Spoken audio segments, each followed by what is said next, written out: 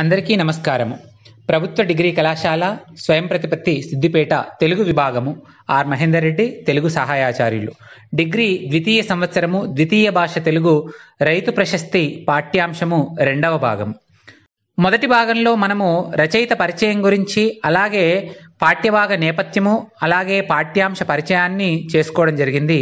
మళ్ళీ ఒకసారి వాటిని సంక్షిప్తంగా చూస్తే, రైతు ప్రశస్తి పాఠ్యాంశ రచయిత వానమామలై జగన్నాథాచార్యులు. వానమామలై జగన్నాథాచార్యులు 1910లో వరంగల్ జిల్లా మడికొండ గ్రామంలో జన్మించారు. తల్లిదండ్రులు సీతమ్మ, బక్కయ్య శాస్త్రి. వీరు నలుగురు అన్నదమ్ములు. అభినవపోతనగా ప్రసిద్ధిగాంచిన వానమామలై వరదాచార్యులు జగన్నాథాచార్యులకు స్వయానా సోదరులు. వానమామలై జగన్నాథాచార్యులు రైతు రామాయణం అనే కావ్యాన్ని, కార్పాసలక్ష్మి అనే నాటకాన్ని రాశాడు. ఈయన అనంతరం కరీంనగర్ జిల్లా హుజురాబాద్ ప్రాంతంలో కొంతకాలం ఉపాధ్యాయునిగా పనిచేసి మలిదశలో, వార్ధక్య దశలో ఆయన పోతరెడ్డిపేట అనే గ్రామంలో స్థిర నివాసం ఏర్పాటు చేసుకుని హరికథ కాలక్షేపం చేస్తూ గడిపాడు. రైతు రామాయణం అనే కావ్యం ఒక కొత్త ప్రయోగం. రామాయణ కథను, రైతు జీవితాన్ని రెండింటినీ మేళవించి రాయబడ్డ కావ్యం రైతు రామాయణం. రామాయణంలో 6 కాండాలు ఉన్నట్టుగానే రైతు రామాయణంలో కూడా శిశుకాండ, శిక్షణకాండ, కృషికాండ, కళ్యాణకాండ, నిర్బంధకాండ, విజయకాండ పేరుతో 6 కాండాలుగా రైతు రామాయణాన్ని రాయడం జరిగింది. రైతు జీవన విధానాన్ని, రైతు జీవిత స్థితిగతులను, పడే కష్టాలను, పొందే బాధలను ఇత్యాది విషయాలన్నింటినీ రైతు రామాయణంలో అక్షరీకరించారు వానమామలై జగన్నాథాచార్యులు. ఈ రైతు రామాయణం అనే కావ్యం వ్యవసాయ పదకోశంగా, నుడికారాలకు నిలయంగా కనిపిస్తూ ఉంటుంది. ఇక కథా విషయానికి వస్తే, శ్రీరామపురం అనే గ్రామంలో ప్రజలందరూ వ్యవసాయం చేస్తూ జీవిస్తూ ఉండేవారు. ఆ గ్రామంలో ఒక కష్టజీవి ఉన్నాడు. ఆయన పేరే సాగరయ్య. ఆయన గ్రామ పెద్దలు, జమీందారులు చేసే కుట్రలు, కుతంత్రాలను ఎప్పటికప్పుడు కనిపెడుతూ ప్రజలను ఆ కుట్రల బారిన పడకుండా కాపాడుతూ ఉండేవాడు. ఎంతటి సమస్య వచ్చినా ఎదురించే గుండె ధైర్యం కలిగిన వాడు. ఆయన ఏదైనా పని చేయడం మొదలు పెడితే ఆ పనిని చేసి తీరేటువంటి గొప్ప కార్య దీక్షత కలిగిన వాడు. ఎంత కష్టం వచ్చినా, ఎన్ని కష్ట నష్టాలు ఎదురైనా కూడా ఎల్లప్పుడూ ప్రజల పక్షాననే నిలిచి ఉండేవాడు. ఈ లక్షణాలన్నీ ఆయనకు వెన్నుతో పెట్టినటువంటివి. ఆయన ప్రజలందరికీ కొంగు బంగారం లాంటివాడు. అందుకే చిన్న పెద్ద పనులు కూడా ఆయనకు చెప్పకుండా ఏ పని చేసేవారు కాదు ఆ ప్రజలు. ఆ ప్రజల్లో కరుడుగట్టిపోయినటువంటి మూర్ఖత్వాన్ని పారద్రోలడానికి ఆయన ఎంతో కష్టపడ్డాడు. ఆ మూర్ఖత్వాన్ని పారద్రోలి వాళ్ళందరినీ ఒక సక్రమ మార్గంలోకి తీసుకురావడానికి ఆయన పడినటువంటి కష్టాలు అన్నీ ఇన్ని కావు. ఆ గ్రామంలో ఆయన వల్ల చైతన్యం కలిగింది. చైతన్యంతో ప్రజలంతా కొత్త వెలుగు వైపున మరలారు. మూర్ఖులైనటువంటి ఆ ప్రజలందరూ కూడా మరొక పుట్టువ పుట్టారా అన్నట్టుగా కొత్త జ్ఞానాన్ని పొందడం జరిగింది. ఆయన చూపించినటువంటి ఆ వినూత్నమైన క్రాంతి మార్గము శాంతియుతంగా ప్రజలందరూ కూడా ఆమోదించే యోగ్యంగా ఉండేది. అలా మంచు పైరలో అగ్గి దుమారము పుట్టినట్టుగా ఆ జడత్వంతో నిండిపోయినటువంటి ప్రజల్లో చైతన్యాన్ని రగిలింపజేశాడు ఆ సాగరయ్య. ఆ చైతన్యాన్ని రగిలింపజేసిన తర్వాత వారంతా దుష్ట శక్తులను ప్రతిఘటించడం మొదలుపెట్టారు. క్రాంతి పోరాటము క్రమక్రమంగా రగులుకొంది.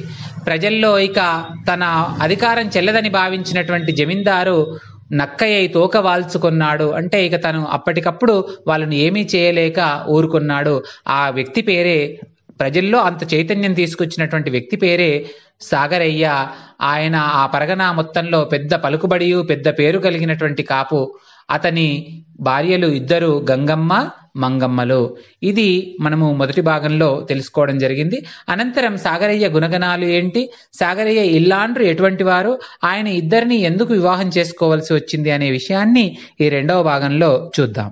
కానైతే కాపె కాని తా ఘటికుడన్నిట అని ఏమో ఎంతటి వారు ననగి మనగి వ్యవహరింతురు భయముతో వాని దర్పమేమిటో కాని తా మూలలీగు బగర. కానైతే కాపే కాని తా గటికుడు అన్నిటాని ఏమో ఎంతటి వారు అనగి మనగి వ్యవహరింతురు భయముతో వాని దర్పమేమిటో కాని తా మూలలీగు పగరా. కానైతే కాపే కాని తా గటికుడు అన్నిటనని ఏమో ఎంతటి వారునో అణిగి మణిగి వ్యవహరింతురు భయంతో వాని దర్పమేమిటో కాని తా మూల లీగు పగరా. మనకి సాగరయ్య గురించి పరిచయం చేసిన తర్వాత సాగరయ్య వ్యక్తిత్వాన్ని వివరిస్తూ ఆయన పేరుకు మాత్రమే కాపు, ఆయన కలెక్టర్ కష్టజీవి అట కాపు కులంపు గృహస్థని చెప్పాడు కదా, ఆయన పేరుకు మాత్రమే కాపు కులస్తుడు, కానీ తాను గటికుడు అన్నింట్లో కూడా గటికుడు అంటే ఆరితేరినవాడు, అన్నింట్లలో కూడా గొప్పవాడు, చాలా గట్టివాడు. గటికుడు అంటే గట్టివాడు.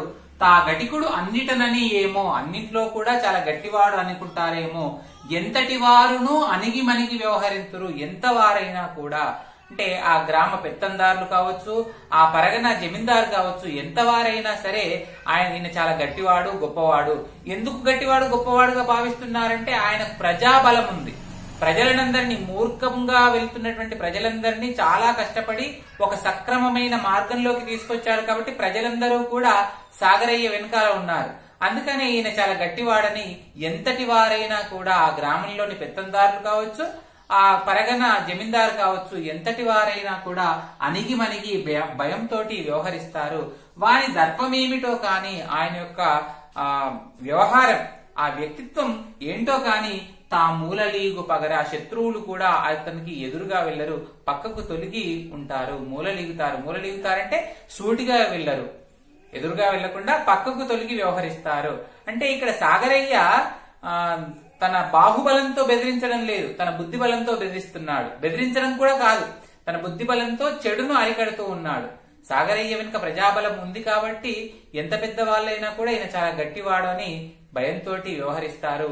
శత్రువులు కూడా తనకు నేరుగా సూటిగా రావడానికి భయపడతారు, పక్కకు తొలగి వ్యవహరిస్తారు అని చెప్తూ, కానైతే కాపే కాని తా గటుకుడన్నిటనని ఏమో ఎంతటి వారును అణిగి మణిగి వ్యవహరింతురు భయముతో వాని దర్పమేమిటో కాని తా మూలలీగు పగరు అంటే శత్రువులు అతన్ని చూస్తే మూలలీగుతారు. మూలలీగడం అనేటువంటిది కూడా జాతీయం.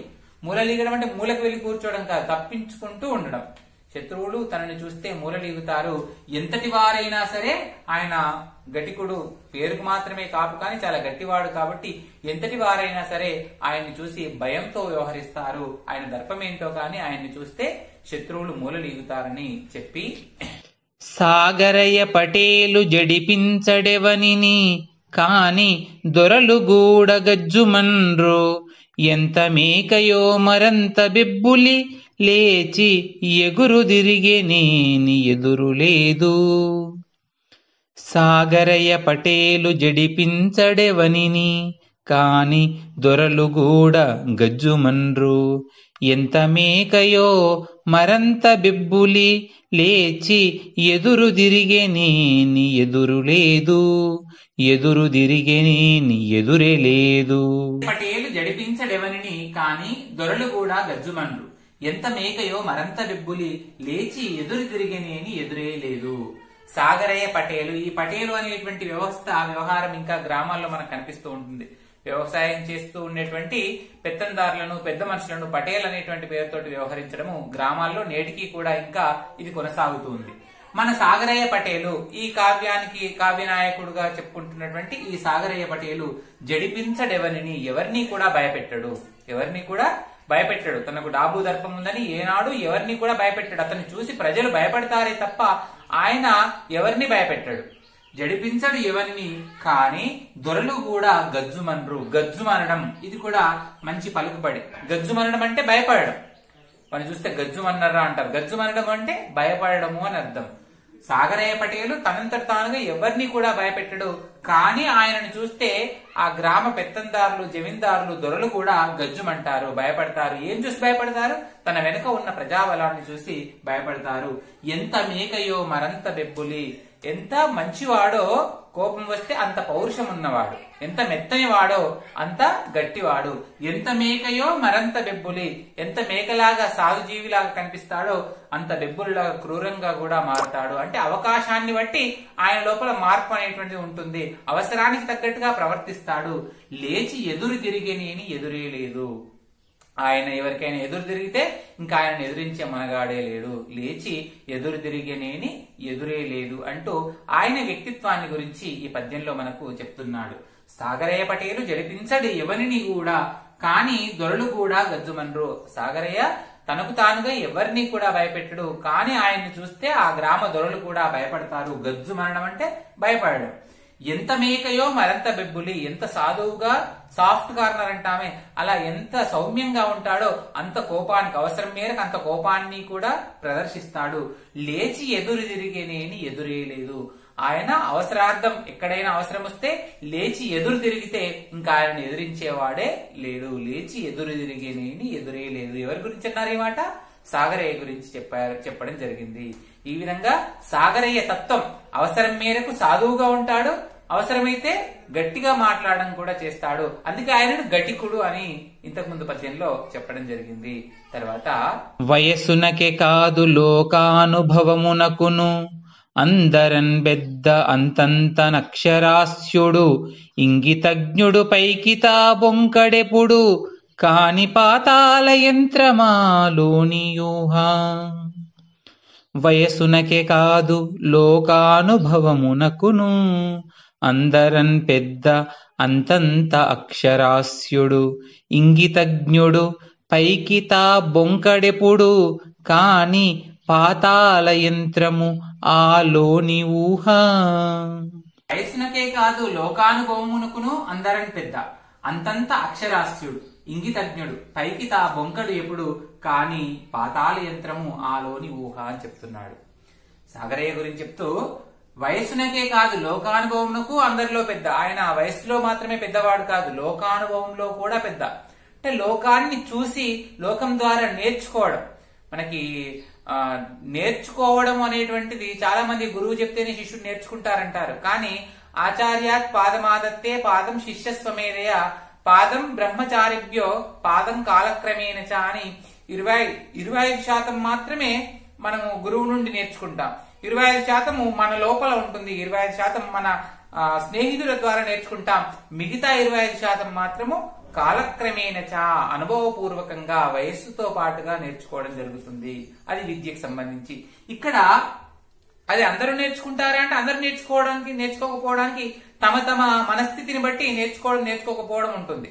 ఇక్కడ సాగరయ్య చాలా గట్టివాడు, లోకానుభవంలో కూడా పెద్దవాడు. వయస్సులోనే కాదు లోకానుభవంలో కూడా, లోకంలో మంచి ఏది చెడు ఏది అని తెలుసుకోవడంలో, గ్రహించడంలో, ఏది చేస్తే లోకానికి మంచి ఏది చేస్తే లోకానికి చెడు అని చెప్పడంలో కూడా ఆయన గొప్పవాడు. అందుకే వయస్సుకే కాదు లోకానుభవమునకును అందరని పెద్ద అన్నాడు. వయస్సులోనే కాదు లోకానుభవంలో కూడా అందరికంటే పెద్దవాడు. అంతంత అక్షరాస్యుడు, బాగా చదువుకున్న వ్యక్తి కాదు, అంతంత అక్షరాస్యుడు, ఒక పేపర్ చదవగలిగినటువంటి శక్తి కలిగిన వాడు అంతే. బాగా చదువుకున్నటువంటి వ్యక్తి కాదు, కానీ ఇంగితజ్ఞుడు. ఈ మాట బాగా గుర్తుంచుకోవాలి. మనం అప్పుడప్పుడు తిడతాం కామన్ సెన్స్ లేదురా అనుకుంటాం. కామన్ సెన్స్ అంటే కనీస జ్ఞానం, ఇంగిత జ్ఞానము. ఇంగిత జ్ఞానము అంటే ఎప్పుడు ఎలా ప్రవర్తించాలి, ఎవరితో ఎలా ఉండాలి అని తెలిసేటువంటి జ్ఞానం ఇంగిత జ్ఞానం. ఈ ఇంగిత జ్ఞానం చదువుకున్న వారికి చదువుకోలేని వారికి ఎవరికైనా ఉంటుంది, ఉండాలి కూడా. చదువుకున్న వాడికి బాగా చదువుకొని ఇంగిత జ్ఞానం లేదనుకోండి, వాడి చదువు నిరర్ధకం, వ్యర్థం. అందుకే ఈయన తక్కువ అక్షరాస్యుడే, బాగా చదువుకున్నవాడు కాదు, కానీ ఇంగితజ్ఞుడు, ఇంగిత జ్ఞానం తెలిసినవాడు. అంటే చదువుతో పాటు అవసరమైంది కనీస జ్ఞానం, అదే ఇంగిత జ్ఞానము. వ్యవహారం, లోక వ్యవహారంలో ఎలా నడుచుకోవాలని తెలిసి ఉండడమే ఇంగిత జ్ఞానం. అలాంటి గొప్ప ఇంగిత జ్ఞానం కలిగిన వాడు. పైకి తా బొంకడెప్పుడు, ఏనాడు కూడా ఆయన అబద్ధాలు ఆడడు. బొంకు అంటే అబద్ధం, ఎన్నడూ కూడా ఆయన అబద్ధం చెప్పడు. కానీ పాతాళ యంత్రమాలోని ఊహ, ఆయన లోపల ఉండేటువంటి ఆలోచన శక్తి పాతాళ యంత్రం అంటే పాతాళ లోకంలో ఏముందో కూడా తెలుసుకోగలిగినటువంటి గొప్ప ఊహాశక్తి కలిగిన వాడు. అంటే ఎదుటివాడి మనస్సు లోపలికి చొచ్చుకొని వాడి మనస్సులో ఏముందో తెలుసుకోగలిగినటువంటి గొప్ప జ్ఞానం కలిగిన వాడు అని సాగరయ్య గురించి చెప్తూ ఉన్నాడు. వయసునకే కాదు లోకానుభవమునకు అందరికీ పెద్ద. వయస్సులో మాత్రమే కాదు లోకానుభవంలో కూడా ఆయన అందరికంటే పెద్దవాడు. అంతంత అక్షరాస్యుడు, ఇంగితజ్ఞుడు. కొద్దిగా చదువుకున్నవాడు కానీ గొప్ప ఇంగిత జ్ఞానం కలిగిన వాడు. పైకి తా బొంకడెప్పుడు, ఏనాడు అబద్ధమాడు. కానీ పాతాళ యంత్రమాలోని ఊహ, కానీ ఆయన ఊహ ఎలాంటిదంటే పాతాళ యంత్రం లాంటిది. ఎదుటివాడి మనస్సు లోపలికి చొచ్చుకొని ఆ మనస్సు లోపల ఉందో కనిపెట్టగలిగినటువంటి గొప్ప జ్ఞానం కలిగిన వాడుగా ఇక్కడ సాగరయ్య గురించి మనకు చెప్తున్నాడు. చెప్పిన తర్వాత పొలముల పంట విత్తులను పూర్వులు చేసిన బాకి క్రిందనే కొలుచుచు అప్పు పత్రములు క్రొత్తలు ప్రాతలు చేసి కొంచునున్ విలువలు జారనీక కడుబెట్టుగా గుట్టుగా నావనెట్టు ఏ నిలువలు లేకపోయినను నిండగు మేల్ పరపత్యమూతగా.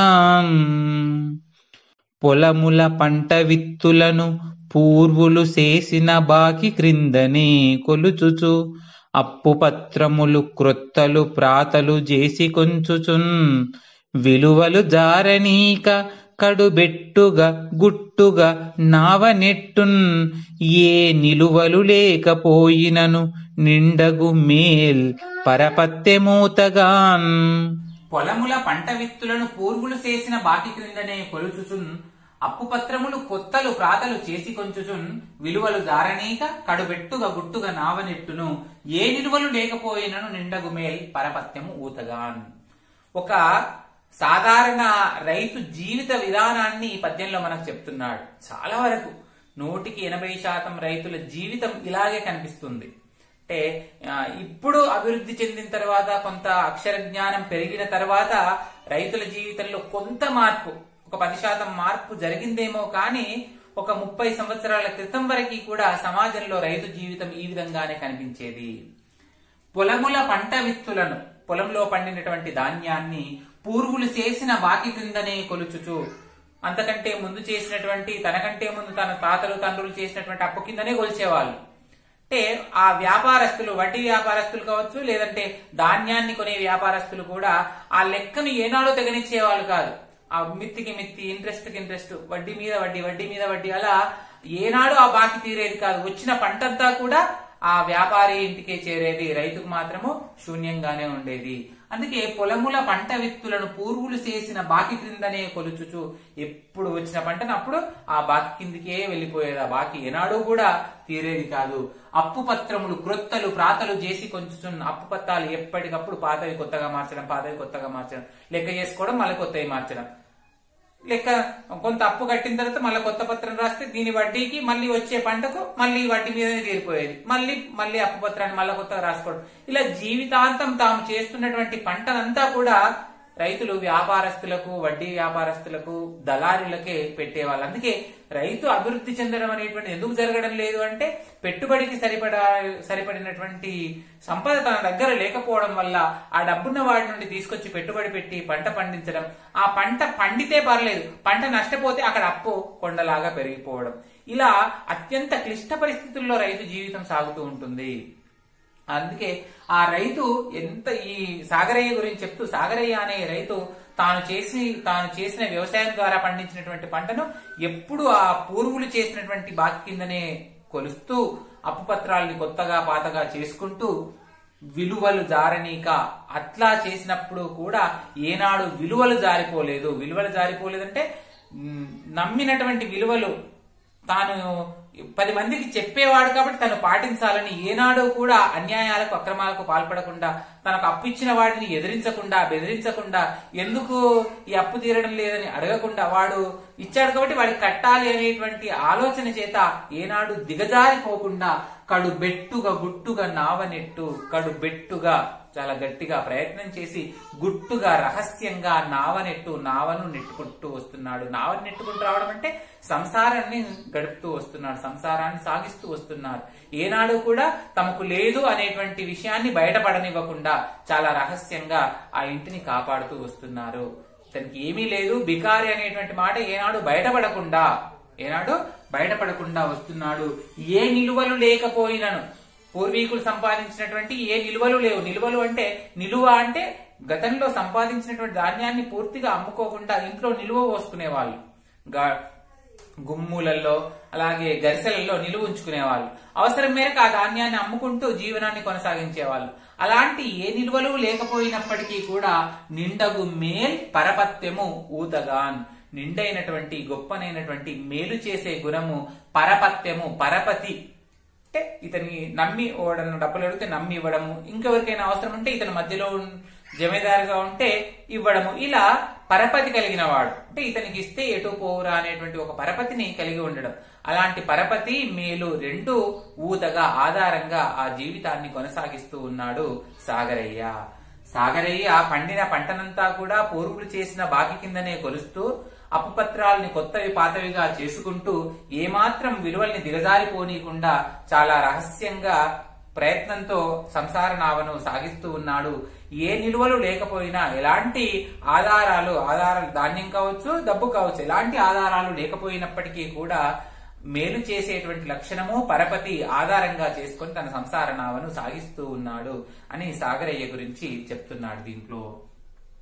పొలముల పంట వ్యక్తులను పూర్వులు చేసిన బాకి క్రిందని కొలుచుచున్ అప్పు పత్రములు క్రొత్తలు ప్రాతలు చేసి కొంచును విలువలు జారని కకడుబెట్టుగ గుట్టుగా నావనెట్టు ఏ నిలువలు లేకపోయినను నిండగు మేల్ పరపత్తి మూతగాన్.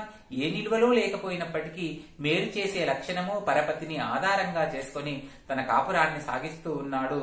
పండించిన పంటనంతా కూడా పూర్వులు చేసిన బాకి కిందనే కొలుస్తున్నాడు. అప్పుపత్రాలు కొత్తవి పాతవిగా చేసుకుంటూ విలువలు మాత్రం దిగజారిపోకుండా సంసార నావను రహస్యంగా నడుపుకుంటూ వస్తున్నాడని సాగరయ్య గురించి చెప్తున్నాడు. మరి ఈ సంసార నావ రహస్యంగా జరగాలి, ఇంట్లో ఉన్నటువంటి వెలితి లేదా లేనితనము బీదరికం బయట పడకుండా ఉండాలి అంటే ఎవరు కేవలం సాగరయ్య అలా ఉంటే సరిపోదు, ఆయన భార్యలు కూడా అలాగే ఉండాలి. కాబట్టి ఆయన భార్యలు కూడా ఎలాంటి వారో తర్వాత పద్యంలో చెప్తూ, పెండ్లములిర్వురాతనిది పెట్టని పేరు నరించి పోయి ఇండ్లిండ్ల పొడావునన్ పుడిగెరెత్తరు లేవిడి పాట బాడరు ఆ బండ్ల కొలందిగా నిలువ పాతరలుండవు గాని పోరు పొర్విండ్లకు చేట వేసుకొని ఇంతకునంతకు నెంత కర్వులో. పెండ్లములిర్వురాతనిది పెట్టని పేరు నరించి పోయి ఇండ్లిండ్ల పొడావునన్ పుడిగెరెత్తరు లేవిడి పాట బాడరు బండ్ల కొలందిగా నిలువ పాతరలుండవు గాని పోరు పొర్విండ్లకు చేట వేసుకొని ఇంతకునంతకున్ ఎంత కర్వులోన్. పెండ్లములిరువురు అతనిది పెట్టని పేరునరించి పోయి ఇండిళ్ల పొడావునను పుడిగరెత్తరు లేవిడి పాటబాడరు ఆ బండ్ల కొలదిగా నిలువ పాతరలుండవు గాని పోరు పొరువిండ్లకు చేట వేసుకుని ఇంతకునంతకు ఎంత కరువులోన్. ఇంటి మర్యాదను కాపాడేది ఇల్లాలు. అంటే సాగరయ్య పెద్ద పటేలుగా ఉంటూ పెద్ద గొప్ప పరపతిని సంపాదించినప్పటికీ అక్కడ ఆర్థిక పరంగా తాను చాలా దిగజారే ఉన్నాడు. ఆర్థిక పరంగా ఆయన నిలువలలో లేడు, కానీ ఆయన ఆర్థిక పరంగా కూడా గట్టిగానే ఉన్నాడు అనేటువంటి విధంగా సంసార నావను నెట్టుకొస్తూ ఉన్నాడు. అందుకు సహకరిస్తున్నారు ఆయన ఇల్లాండ్రు గంగమ్మ మంగమ్మ. అందుకే వాళ్ళ గురించి చెప్తున్నాడు. ఎందుకంటే భార్య సహకరించని ఎడల భర్త సంసారం గుట్టుగా సాగడానికి సాధ్యమే కాదు. ఎందుకు? ఇల్లాలు ఏదైనా అవసరం మేరకు బయటకు వెళ్ళింది అంటే ఆ ఇంట్లో లేదు అనేటువంటి ఆ లేకిడి విషయము, లేని విషయము, బీదరికం సంబంధించిన విషయం బయటపడుతుంది. అందుకే వాళ్ళు ఏనాడు కూడా బయటపడలేదు. పెండ్లములు ఇరువురు అతనిది పెట్టని పేరునరించి, ఇద్దరు భార్యలు కూడా ఆయన పేరుని ఏనాడు కూడా చెడిపోనివ్వలేదు. పోయి ఇండ్లిండ్ల పొడావునను పుడిగరెత్తరు, వెళ్లి ఇండ్లిళ్లలో అంటే చుట్టూ ఉండేటువంటి ఇళ్లలో పుడిగరెత్తరు. చిన్న చిన్న పుడిగి అంటే చిన్నది, చిన్నదాన్ని కూడా వాళ్ళు ఏనాడు అడగలేదు. లేవిడి పాట పాడరు, ఇంట్లో ఇది లేదు అది లేదు అని ఎన్నాడు కూడా లేవిడి పాట అంటే ఇది లేదు అది లేదు అంటే ఎప్పుడు చేరించుకోవడము, లేదు లేదు అనేటువంటి మాట ఏనాడు కూడా మాట్లాడరు. ఆ బండ్ల కొలదిగా నిలువ పాత్రలు ఉండవు, కానీ ఇంట్లో ఏమాత్రం లేకున్నప్పటికీ బండ్ల నిండా నిలువ పాత్రలు. ఎందుకంటే వెనకటి రోజుల్లో ధాన్యాన్ని ఇంట్లోనే నిల్వ పాత్ర వేసుకుని దాచుకునేవాళ్ళు. అలా బండ్ల నిండా వచ్చిన ధాన్యం ఇంట్లో లేనప్పటికీ కూడా పోరు పొరుగిన్లకు ఎన్నడూ కూడా పొరుగిన్లకు వెళ్లరు. ఎందుకు వెళ్లరు? మామూలుగా వెళ్తారు. దేనికోసం వెళ్లరు? చేట వేసుకొని ఇంతకు నంతకు నెంత కరువులో చేట తీసుకొని ఇది కావాలి అది కావాలి ఇంత కావాలి అంత కావాలని బదులు తీసుకోవడానికి ఎంత కరువు వచ్చినా సరే పొరుగిన్లోకి వెళ్లరు. వారు ఎన్నడూ కూడా పొరుగిన్లోకి వెళ్లరు అంటే ఏమర్థం చేసుకోవాలి? ఆ సంసార నావ చాలా గుట్టుగా సాగుతుంది, వాళ్ళు వాళ్ళంతటో వాళ్ళు బతుకుతున్నారు అనేటువంటి ఆలోచన ఇక్కడ అందరికీ కలిగే విధంగా చెప్తూ ఇరువురు అతనిది పెట్టని పేరు నరించి పోయి ఇంటిళ్ళ పొడావునని పుడిగెరెత్తరు. ఆయన భార్యలిద్దరూ కూడా ఆయనకు సంబంధించిన పేరు ఏమాత్రం చెడిపోకుండా చాలా జాగ్రత్తగా కాపాడుతూ ఏనాడో పక్కిళ్లలోనికి వెళ్లి పుడిగెరెత్తరు. పుడిగె అంటే చిన్న చిన్నది కూడా కావాలని అడగరు, లేవిడి పాట పాడరు, ఇంట్లో ఏమీ లేకున్నా లేదు అనేటువంటి మాటను బయటకు తీసుకురారు. ఆ బండ్ల కొలదిగా నిలువ పాత్రలు ఉండవు, కానీ బండ్ల నిండుగా వచ్చినటువంటి ధాన్యము ఇంట్లో ఏమీ ఉండదు. అయినప్పటికీ కూడా ఎంత కరువు ఉన్నప్పటికీ, తినడానికి ఆ పూటకి తిండి లేనప్పటికీ కూడా పోరు పొరువిళ్లకు ఇతరుల ఇళ్లలోకి వెళ్లరు. చేట వేసుకొని ఇంతకునంతకు చేట తీసుకొని ఈ పూటకు కావాలి, ఆ పూటకు కావాలి, ఈ బదులు కావాలి, ఆ బదులు కావాలని ఏమాత్రం బదులు తీసుకోవడానికి వెళ్లరు. అందుకే ఆ సంసార నావ అంత రహస్యంగా అంత గుట్టుగా సాగుతుంది.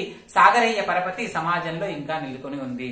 అంటే సాగరయ్య పరపతి అంత గొప్పగా ఉండడానికి కారణం సాగరయ్య వ్యవహారం ఒక్కటే కాదు, ఆయనకు తగిన విధమైనటువంటి భార్యలు కూడా ఉండడము ఇక్కడ సాగరయ్యకు అనుకూలమైనటువంటి విషయము. అలా అనుకూలవతులైనటువంటి భార్యలతో జీవనం సాగిస్తూ సాగరయ్య గుట్టుగా సంసార నావను సాగిస్తూ ఉన్నాడు. ఉండగా ప్రాయము చెల్లె నాకు నిక పాపలు గల్గుట కల్లా అంచభిప్రాయము పొంది సాగరుని రాణి స్వసోదరి మంగమాంబతో రేయి బవల్లు సోది పునరించి మనస్సును నుంచి భర్తకున్ వేయి వచించి సాధ్వి ముడివెట్టెదు రేపటి దారి కోసమై. ప్రాయము చెల్లె నాకు నిక పాపలు గల్గుట కల్లా అంచు అభిప్రాయము పొంది సాగరుని రాణి స్వసోదరి మంగమాంబతో రేయి బవల్లు సోది పొనరించి మనస్సును నుంచి భర్తకున్ వేయి వచించి సాధ్వి ముడివెట్టెదు రేపటి దారి కోసమై. ప్రాయము చెల్లె నాకు ఇక పాపలు గల్గుట కల్లా అంచు అభిప్రాయము పొంది సాగరుని రాణి స్వసోదరి మంగమాంబతో రేయింబవల్లు సోది పునరించి మనస్సును నుంచి భర్తకున్ వేయి వచించి సాధ్వి ముడివెట్టెదు రేపటి దారి కోసమై. మనకు ఈ గ్రామ పెద్ద సాగరయ్య, మనకు ఈ పాఠ్యాంశంలోని నాయకుడిగా సాగరయ్య, ఆయన భార్య గంగమ్మ. చాలా కాలం వరకు వారికి సంతానం కలగలేదు. కాబట్టి గంగమ్మ ఆలోచన చేసింది, ప్రాయము చెల్లె నాకు వయస్సు అయిపోయింది, సంతానాన్ని పొందేటువంటి వయస్సు అయిపోయింది, పాపలు కలుగుట కల్లా ఇక సంతానాన్ని పొందడం అనేది సాధ్యం కాని విషయము, అంచు అభిప్రాయము పొంది అని ఆలోచన చేసి సాగరుని రాణి గంగమ్మ, సాగరయ్య భార్య గంగమ్మ స్వసోదరి మంగమాంబతో, తన సొంత చెల్లెలు మంగమాంబతో రేయింబవళ్ళు సోది పునరించి నిరంతరం చెప్పి నానా రకాలుగా చెప్పి, సోది అంటే ఎప్పుడు చెప్పే ముచ్చట్ను సోది చెప్తుండ్రా అంటారు, అలా చెప్పిందే చెప్పి ఆ మంగమాంబ మనస్సును మార్చి, మనస్సును నుంచి ఆమె మనస్సును అనుకూలంగా నడుచుకునేటట్టుగా చేసి అక్కడ చెల్లెలకు చెప్పి ఒప్పించింది. ఇక్కడ భర్తకున్ వేయి వచించి, ఇక్కడ భర్తకు కూడా 1000 విధాలుగా చెప్పింది. ఆయనకి ఇష్టం లేకున్నా కూడా భర్తకు నానా రకాలుగా 1000 విధాలుగా చెప్పి సాధ్వి, గొప్ప ఇల్లాలైనటువంటి ఆ గంగమ్మ ముడివెట్టెదు రేపటి దారి కోసమై భర్తకు రెండో పెళ్లి చేసింది. మొదటి భార్యనే భర్తకు రెండో పెళ్లి చేసింది. ఎవరితో? తన సొంత చెల్లెలతో రెండవ వివాహము చేసింది రేపటి దారి కోసమే. రేపటి దారి అంటే సంతానం కోసం. సంతానం ఉంటే తమను వృద్ధాప్యంలో తమను చేరదీస్తారు, ఆదరిస్తారు అనేటువంటి ఆలోచన చేత సంతానం కోసము గంగమ్మ తన భర్తకు తన చెల్లెలు మంగమ్మతో వివాహం చేసింది. ప్రాయము చెల్లె నాకు నిక పాపలు గల్గుట కల్లా అంచభిప్రాయము పొంది సాగరుని రాణి స్వసోదరి మంగమాంబతో రేయింబవల్లు సోది పునరించి మనస్సును నుంచి భర్తకున్ వేయి వచించి సాధ్వి ముడివెట్టెదు రేపటి దారి కోసమై. ఈ వ్యవహారం మనకు ఇప్పటికీ కూడా అక్కడక్కడ కనిపిస్తుంటుంది. సొంత సోదరిని వివాహం చేయడం అనేటువంటిది అంటే సంతానం లేని పక్షంలో తమ సొంత చెల్లెలు, సొంత సోదరి పిల్లలైతే తనను బాగా చూస్తారనేటువంటి ఆరాటం చేత సొంత చెల్లెల్నిచ్చి వివాహం చేయడం అనేటువంటిది కనిపిస్తూ ఉంటుంది. అలా సాగరయ్య భార్య గంగమ్మ తన వయస్సు అయిపోయింది, ఇక తనకు సంతానం కలగదని ఆలోచన చేసి తన చెల్లెలు మంగమ్మతో నానా రకాలుగా చెప్పి ఆమె మనస్సును మార్చి భర్తకును అనేక రకాలుగా చెప్పి ఒప్పించి వారిరువురికి వివాహం చేసింది భవిష్యత్ దారి కోసము. భవిష్యత్తులో తాము సుఖంగా ఉండడం కోసం తన భర్తకు రెండవ పెళ్లి చేసింది మంగమ్మ. చేసిన తర్వాత అప్పటికి మేల్వయస్సుపై నలరుమంగా పతికి తోడు నీడగా 4 వత్సరములు కాపురము దిద్దెనప్పకు దాపలగను ఆత్మబంధువై సేవికయై చెలియయై. అప్పటికి మేల్వయస్సుపై అలరుమంగా పతికి తోడు నీడగా 4 వత్సరములు కాపురము దిద్దెన్ అప్పకు దాపలగను ఆత్మబంధువై సేవికయై చెలియయై. అప్పటికి మేల్వయస్సుపై నలరు మంగ పతికి తోడు నీడగా 4 వత్సరములు కాపురము దిద్దే అప్పకు దాపలగను ఆత్మబంధువై సేవికయ్యై చెలియయ్యై. వివాహం చేసుకునే సమయానికి అంటే సాగరయ్యకు 2వ వివాహం జరిగింది. ఆ 2వ వివాహం ఎవరితో జరిగింది? గంగమ్మ చెల్లెలైన మంగమ్మతో జరిగింది. ఆ మంగమ్మ వివాహం చేసుకునే సమయానికి అప్పటికి మేల్వయస్సుపై నలరుమంగ మంచి వయస్సులో ఉంది, అంటే తరుణ వయస్సులో ఉంది. అంటే అక్కకు చెల్లెలకు చాలా ఎడము కావచ్చు. కాబట్టి మంచి వయస్సులో ఉన్నటువంటి ఆ మంగమ్మ పతికి తోడు నీడగా, భర్తకు తోడు నీడగా 4 వత్సరములు కాపురము దిద్దే 4 సంవత్సరాల పాటు కాపురాన్ని సాగించింది. అప్పకు దాపలగను, అప్ప అంటే అక్క, అక్కకు దాపలగా, దాపల అంటే ఎడమ, వలపల దాపల అనే పదాలు వ్యవసాయ కుటుంబంలో కనిపిస్తూ ఉంటాయి. దాపల అంటే ఎడమ వైపు, అంటే అక్కకు తోడు నీడగా అలాగే భర్తకు తోడు నీడగా ఆత్మబంధువై సేవికయ్యై చెలియయ్యై. ఆత్మబంధువుగా చుట్టంగా, సేవలు చేసే సేవికగా, అన్ని విషయాలు మాట్లాడుకునేటువంటి చెలికత్తెలాగా, అంటే ఆ కాపురం అన్యోన్యంగానే సాగింది. 2వ వివాహం చేసుకున్నప్పటికీ కూడా ఆ కాపురము అన్యోన్యంగా సాగింది అని చెప్తున్నాడు. అప్పటికి మేల్వయస్సుపై నలరుమంగ పతికి తోడు నీడగా 4 వత్సరములు కాపురము దిద్దే అప్పకు దాపలగను ఆత్మబంధువై సేవికయ్యై చెలియై. వివాహం చేసుకునే నాటికి మంచి వయస్సులో ఉన్న మంగమ్మ భర్తకు తోడు నీడగా 4 సంవత్సరాలు కాపురం చేసింది. తన అక్కకు సేవికలాగా, ఆత్మబంధువులాగా, చెల్లెల్లాగా, దాపలాగా అంటే దగ్గరగా, ఎడమగా, సొంత చెల్లెలే కాబట్టి అక్కతో బావతో చాలా అన్యోన్యంగా ఉంటూ ఆ జీవితాన్ని సాగించింది. సాగించిన తర్వాత కూడా వారికి సంతానం జరగలేదు. అదే విషయాన్ని ఈ పద్యంలో చెప్తూ, ఋతుకాలములెన్నెన్నో గతించిపోసాగే కాల గర్భములోనన్ బ్రతుకు విసుగెత్తె పొత్తుగా క్షితి ఫలితమిలేని చౌట చేని దొరకటుల్.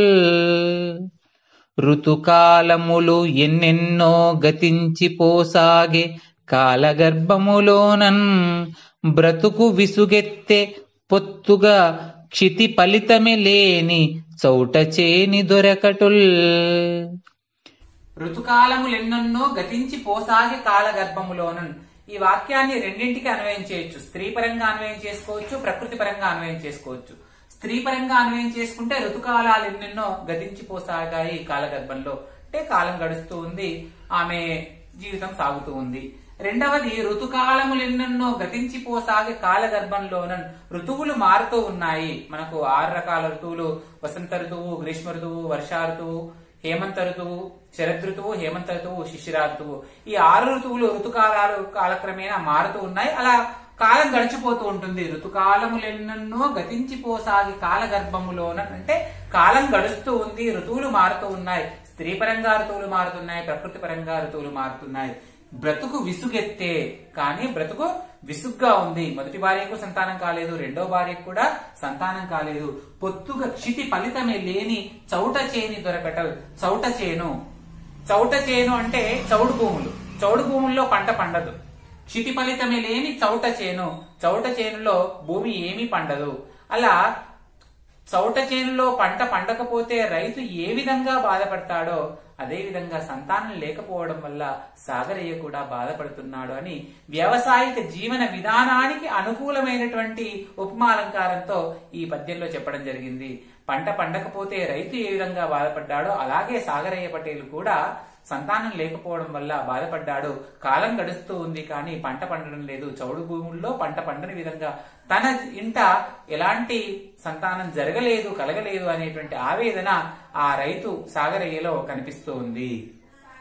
ఋతుకాలములెన్నెన్నో గతించిపోసాగే కాల గర్భములోనన్ బ్రతుకు విసుగెత్తె పొత్తుగా క్షితి ఫలితమెలేని చౌట చేని దొరకటల్.